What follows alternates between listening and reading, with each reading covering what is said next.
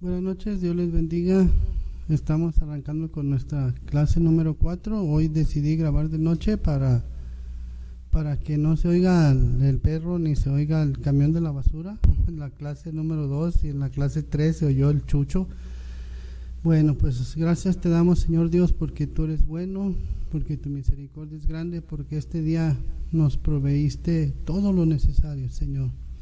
Gracias, Dios, por tu misericordia y tu bondad. Ponemos esta enseñanza en tus manos, Señor. Queremos la sabiduría que viene de lo alto. Te damos gracias en el nombre del Señor Jesucristo. Amén. Bueno, antes de empezar nuestra clase número 4, quiero comentarles que toda esta semana he estado inquieto mucho sobre la vida del paralítico que fue sanado a los 40 años. Y pues en esta vida todos tenemos dificultades o hemos tenido dificultades, y hay quien le pregunta a Dios: ¿por qué yo, Señor? ¿Por qué a mí? Y bueno, imagínate que los papás de este hombre se preguntaban: ¿qué hicimos? ¿O dónde estuvo el error? ¿O cuál fue el problema? Incluso él, ¿no? En su lecho, acostado ahí, a ver quién se compadecía de él, se llegó a preguntar: ¿qué caso tiene esta vida? O alguna situación de esa, ¿no? Pero vemos que Dios es un Dios de grandes planes y que tiene todo de alguna manera cronometrado, ¿no? Y si te fijas, la vida de este hombre, después de 40 años, fue usada por Dios para dar testimonio del Señor Jesucristo, pero también para juntar gente y gracias a Dios y a ese milagro se convirtieron al Señor 3,000 almas en una ocasión y poco más de 5,000 en otra ocasión. Entonces, tú no te preguntes por qué a veces tu vida no es tan fácil o por qué a veces vienen dificultades. Dios tiene todo planeado, ¿no? Y Romanos 8:28 dice: y sabemos que a los que aman a Dios todas las cosas les resultan para bien, los que conforme a su propósito son llamados. Así que sigamos adelante, ¿no? Seamos testigos y seamos de los que trastornan al mundo. Pues hoy vamos a hablar de Hechos 5 y pues es una historia así medio difícil por su contexto, ¿no? Vemos que Ananías y Zafira eran una pareja que aparentemente eran piadosos, aparentemente querían cooperar para que el reino se siguiera extendiendo, pero lo hicieron de una manera incorrecta. Y mira, si hacemos un estudio sociológico de esta pareja, pues vemos que tal vez se sentían poco aceptados, a lo mejor eran inadaptados, posiblemente se sentían inferiores. Si hacemos un ejercicio de imaginación, tal vez alguna vez oraron por algún enfermo y no sucedió nada, entonces sentían que necesitaban hacer algo espectacular para ser aceptados, para ser reconocidos. Y bueno, Hechos 5:1 dice: pero cierto hombre llamado Ananías, con Zafira su mujer, vendió una heredad y sustrajo del precio, sabiéndolo también su mujer, y trayendo solo una parte, la puso a los pies de los apóstoles. Noten ustedes que en la clase anterior decíamos que José, o después se llamó Bernabé, tenía una heredad y esa única heredad la vendió. Y aquí vemos que Ananías y Zafira vendieron una heredad, o sea que tenían más que una, mientras Bernabé tenía solamente una. También notemos aquí que dice que sabiéndolo también su mujer, Zafira no le estorbó a su marido. Y bueno, en este mundo o en esta vida debemos ser frenos, el esposo de la esposa y la esposa del esposo, porque debemos ser guarda de nuestro hermano, ¿no? Aquí también el verbo que usan para la palabra sustraer, cuando dice sustrajo, es el verbo griego nofisomai, que se usa también en la escritura de Josué 7:1, cuando Acán sustrajo el lingote de oro y el manto babilónico. Entonces hay una especie así de correlación con Acán. Fue el inicio, ¿no? de de la nueva vida, y aquí era el inicio de la iglesia naciente, ¿no? Dice, y dijo Pedro, verso 3, Ananías, ¿por qué llenó Satanás tu corazón para que mintieses al Espíritu Santo y sustrajeses del precio de la heredad? Si te fijas, dice, ¿por qué llenó Satanás tu corazón? Y entonces tú te preguntas, bueno, si era lleno del Espíritu Santo, entonces Satanás no lo pudo llenar. Entonces aquí, por inferencia, nos damos cuenta que no estaba totalmente lleno del Espíritu Santo. Había un huequito ahí, había un resquicio, el cual fue usado por Satanás para poner este pensamiento, ¿no? Y hace muchos años había una canción que decía, si el diablo llega a tu corazón y te dice, déjame entrar, dile, no, porque Cristo vive en mí y no hay lugar para ti. Así que eso debió decir Ananías.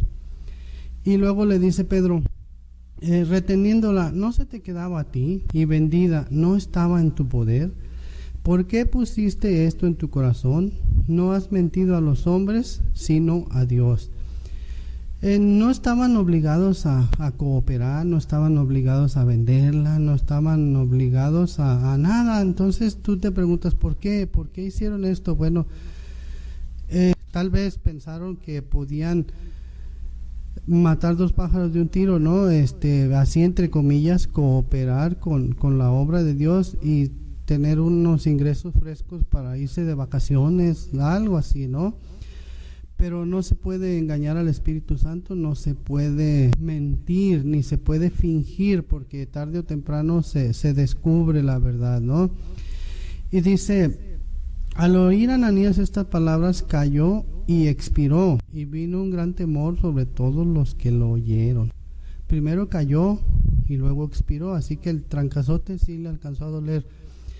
Y levantándose los jóvenes lo envolvieron y sacándolo lo sepultaron. ¿Te fijas cómo en el momento lo sacan, lo envuelven y lo sepultan? En ese tiempo se acostumbraban el pueblo de Israel que sepultaban a sus difuntos muy pocas horas después de fallecidos, 3-4 horas. Dice también en el verso 7, pasado un lapso como de 3 horas, sucedió que entró su mujer no sabiendo lo que había acontecido. Aquí hubo un dislate ahí de ideas, no se comunicaron bien. Entonces Pedro le dijo, dime, ¿vendisteis en tanto la heredad? Y ella dijo, sí, en tanto.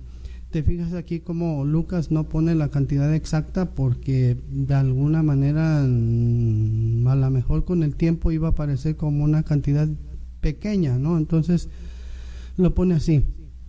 Y le dijo Pedro, ¿por qué convinisteis en tentar al Espíritu del Señor? He aquí a la puerta los pies de los que han sepultado a tu marido y te sacarán a ti. Cuando habla aquí de tentar significa engañar o también significa provocar. Nadie que provoque a Dios queda sin castigo, ¿no? Nadie puede burlarse de Dios. También aquí significa burlarse. Dice, al instante ella cayó a los pies de él y expiró. ¿Te fijas cómo primero caen y después expiran? Y cuando entraron los jóvenes la hallaron muerta y la sacaron y la sepultaron junto a su marido. Así que en la vida juntos tramando y en la muerte juntos también, ¿no? Verso 11, y vino gran temor sobre toda la iglesia y sobre todos los que oyeron estas cosas. Y si haces un ejercicio de imaginación, o si hacemos un ejercicio de imaginación, toda esta situación se dio precisamente, había mucha gente, ¿no? Viendo ahí y fue de alguna manera público. Entonces dice aquí que vino un gran temor sobre toda la iglesia y sobre todos los que oyeron estas cosas, ¿no? Y no sé, entre la multitud había tal vez algunos creyentes en neutral o algunos creyentes todavía indecisos. Bueno, esto sirvió para que se decidieran para bien o para mal, ¿no? Pero se decidieran. Y luego dice, y por la mano de los apóstoles se hacían muchas señales y prodigios en el pueblo, y estaban todos unánimes en el pórtico de Salomón. Ya sabe usted, el pórtico de Salomón era un lugar amplio donde había oportunidad de predicarle a mucha gente sin ser molestados, ¿no? Y también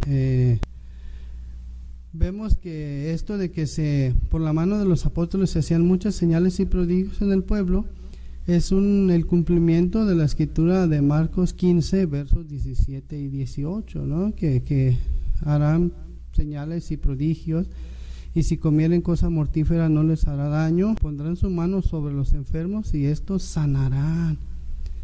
Recuerda que tú y yo somos parte del libro de Hechos, y si tú has leído el libro de Hechos, en inglés su nombre es Actos o Acts, y bueno, esto tiene que ver con actuar, con actuación, con actividad, y bueno, tú eres parte de que tu actividad, que tu acción tenga que ver con el Señor Jesucristo, ¿no? Y luego dice 13, de los demás ninguno se atrevía a juntarse con ellos, mas el pueblo los alababa grandemente. Qué hermoso, ¿no? Que la gente hable bien de ti y reconozca que lo que haces, lo haces bien, porque todo se lo debemos a nuestro manager, el Señor Jesucristo. Y los que creían en el Señor aumentaban más, gran número así de hombres como de mujeres. Qué bien está esto, ¿no? No se limita solamente a los hombres, sino que también las mujeres. Y crecía tanto, dice, que sacaban a los enfermos a las calles y los ponían en camas y lechos para que al pasar Pedro, a lo menos su sombra cayese sobre alguno de ellos. Y aún de las ciudades vecinas muchos venían a Jerusalén trayendo enfermos y atormentados de espíritus inmundos, y todos eran sanados. Y aquí hay algo que como que debemos analizar, ¿no? Como que debemos poner atención a esto. El Señor Jesucristo les dijo: recibiréis poder cuando venga sobre ustedes el Espíritu Santo, y me seréis testigos en Jerusalén, en Judea, en Samaria y hasta lo último de la tierra. Y entonces aquí en el 16 dice que de las ciudades vecinas muchos venían a Jerusalén. Entonces como que el orden de la predicación estaba invertido, ¿no? Como que se tardaron en ir, y bueno, si el mandato era ir, después vamos a ver que muy pronto viene la persecución. Y también quiero que me ayuden a notar que dice que todos eran sanados. Y aquí podemos ver que podemos entender o inferir que no solamente Pedro y Juan estaban orando por la gente, ¿no? Debió haber mucha gente más ahí apoyando. Y todos eran sanados. La llenura del Espíritu Santo nos lleva a que no solamente los líderes prominentes, sino también los soldados llenos del Espíritu Santo tienen la capacidad para, en el nombre de Jesucristo, traer sanidad. Pero entonces aquí todo iba muy bien, todo parecía leche sobre hojuelas o hojuelas con miel. En el 17, entonces levantándose el sumo sacerdote y todos los que estaban con él, esto es, la secta de los saduceos, se llenaron de celos. Ya sabes tú, los saduceos dicen no hay ángeles, no hay resurrección. ¿Por qué estos individuos andan predicando de un resucitado? Y echaron mano a los apóstoles y los pusieron en la cárcel pública. Pero el Señor Dios interviene inmediatamente. Y mire usted, en el 19 dice: mas un ángel del Señor, abriendo de noche las puertas de la cárcel y sacándolos, dijo: id, y puestos en pie en el templo, anunciad al pueblo todas las palabras de esta vida. De esta vida. ¿Qué quiere decir esto? Bueno, de este estilo de vida, de esta manera de vivir, de esta manera de comportarse, del ser cristianos. Y bueno, lo saca y dice, ya vean aquí, ¿no? De noche los sacó de la cárcel y les dijo que anunciaran al pueblo todas las palabras. Y dice aquí que habiendo oído esto, entraron de mañana en el templo. Qué ejemplo, ¿no? De persistencia. Los molestan o los castigan o los increpan por predicar y van tempranito a la mañana a predicar. Recuerden ustedes que en la clase anterior vimos que ellos oraron y le dijeron: Señor Dios del universo, ve las amenazas de los que se oponen. Yo te pido o te pedimos que nos des poder. Concede a tus siervos que hablen la palabra con todo denuedo, con toda valentía, con todo poder. Y vea usted, aquí se cumple eso, ¿no? Las peticiones a Dios cuando son para crecer el reino se cumplen, ¿no? Y luego dice: entre tanto, en lo que ellos estaban predicando, vinieron el sumo sacerdote y los que estaban con él, y convocaron al concilio y a todos los ancianos de los hijos de Israel, y enviaron a la cárcel para que fueran traídos.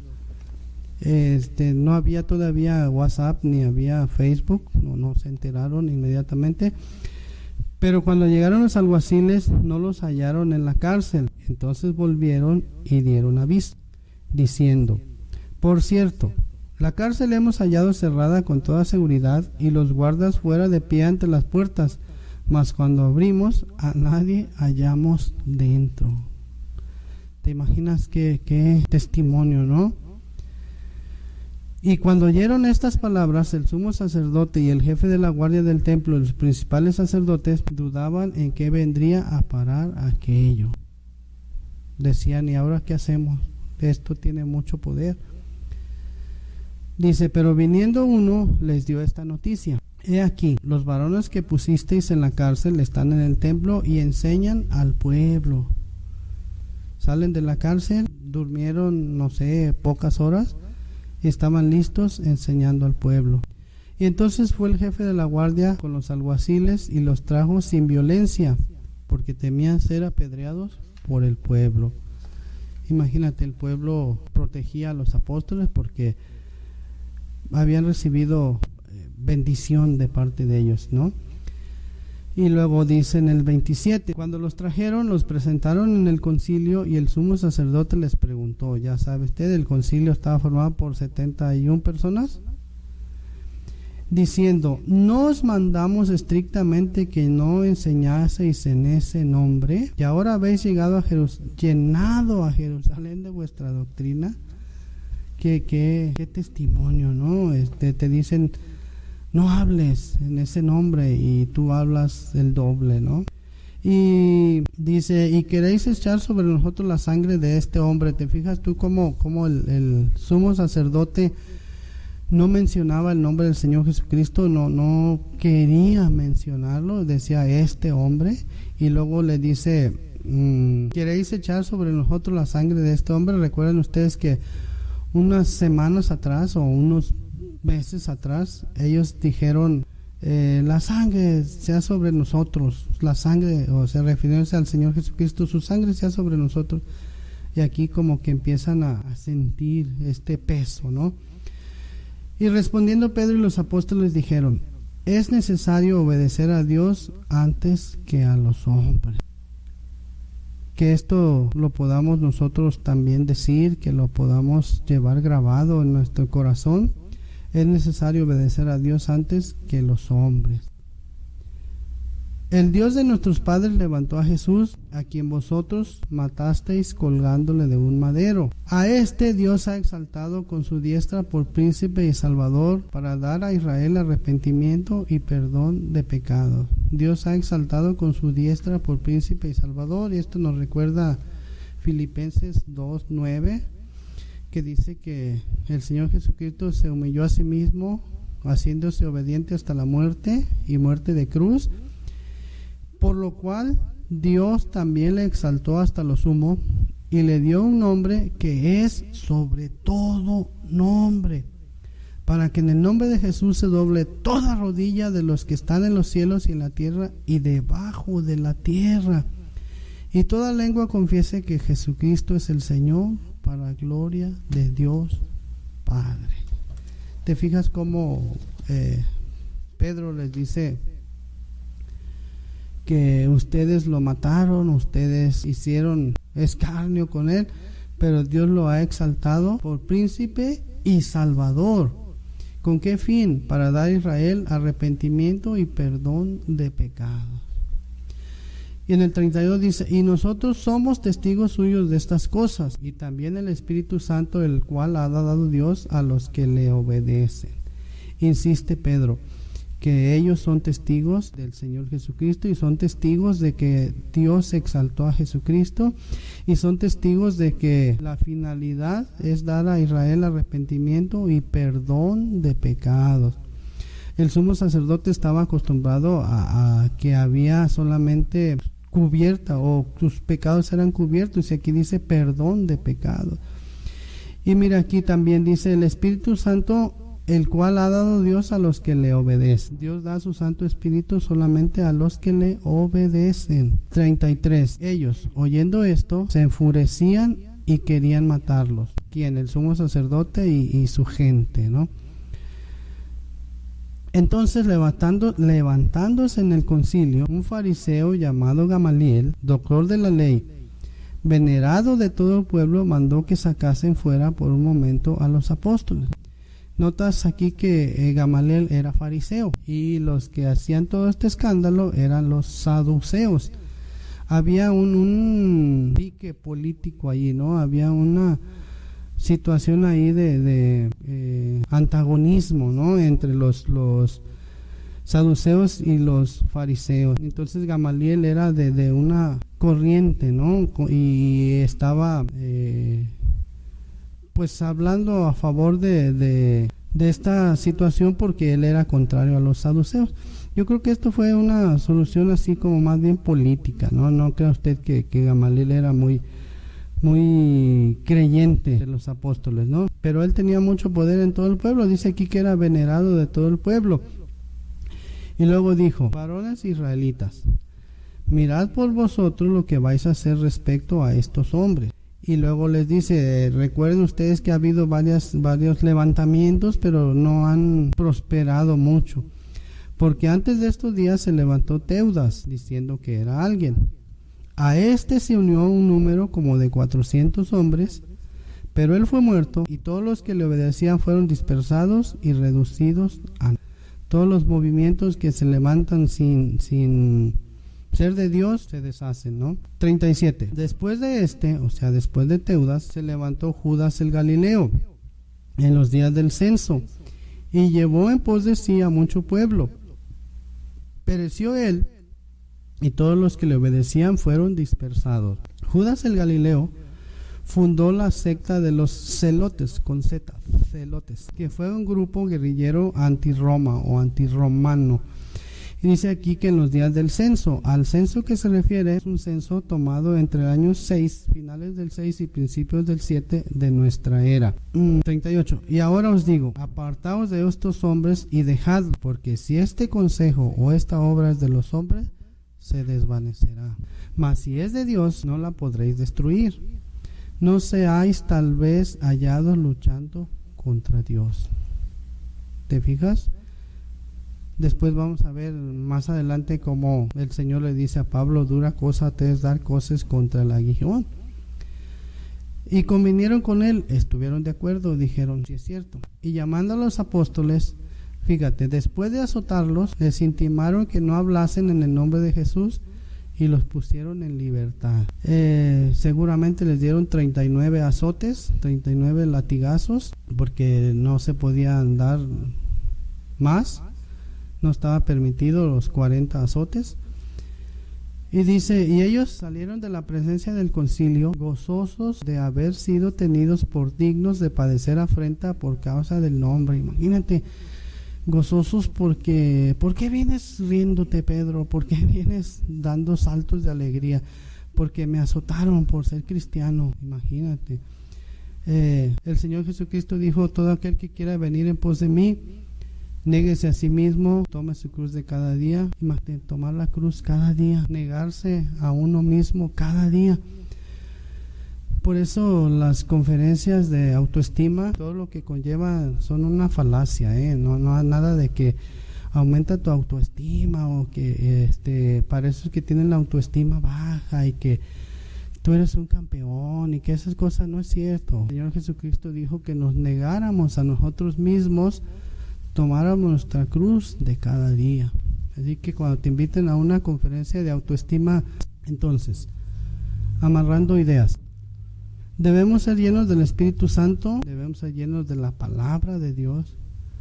Yo te invito a que memorices versículos, que memorices capítulos, porque mira, si te descuidas un poco, te volverás un Ananías, porque en ese pequeño espacio, en ese pequeño resquicio, en ese pequeño huequito que te haga falta, va a caber o va a haber lugar para una tentación. Así que sed llenos, seamos llenos del Espíritu Santo. Entonces, si te descuidas un poco, te volverás un Ananías. Y si te sigues descuidando, te convertirás en Zafira. Uy, qué bello. Seamos llenos del Espíritu Santo y seamos de los que trastornan al mundo. Gloria al Señor. Bueno, ahí les va el cuestionario de la clase 4. Pregunta número 1. ¿Cómo se llamaba la esposa de Ananías? Espacio en blanco. Pregunta número 2. ¿En qué parte del templo solían enseñar los discípulos al pueblo? 3. ¿A dónde los llevaron en calidad de detenidos del fuero común? 4. ¿Quién liberó y de qué forma a los apóstoles? 5. Judas el Galileo fue el fundador de un movimiento guerrillero. ¿Cuál fue? Así que sigamos adelante. Por favor, denle una poderosa leída al capítulo 6 de Hechos. Vamos a estar hablando la siguiente clase. Gracias por su atención y no me dejen hablando solo al aire. Dios les bendiga. Muchas gracias.